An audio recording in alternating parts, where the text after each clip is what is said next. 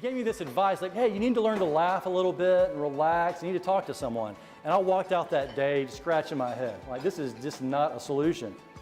A couple weeks later, I go to grab my bag. I pick it up, and there's a Post-it note on there for my wife.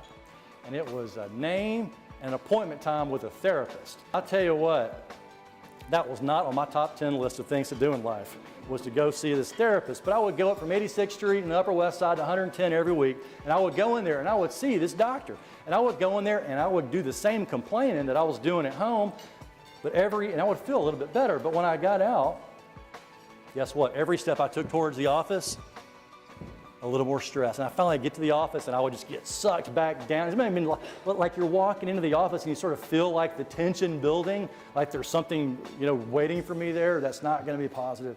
Then one day, something really, really big happened. I go in to see my therapist and he stops me mid-sentence. And he was a pretty quiet guy. He stops me mid-sentence and he says, Mr. Fanning, do you know what your problem is? And my jaw dropped and I thought, finally, this guy is going to earn what I'm paying him. He says, hating your job is not a psychiatric problem. You need to get out of here and do something about that. And I said, are you firing me? He said, yes. And that is the day my shrink fired me.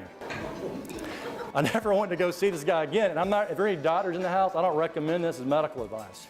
But it was a huge wake-up call for me because I was reflecting all afternoon around Manhattan, and I was thinking about all the different jobs I had, all the bad problems I'd had, and you know what the common element was?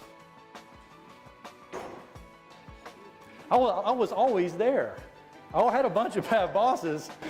I was there. I had a bunch of bad clients. They were there, right? It was always about them.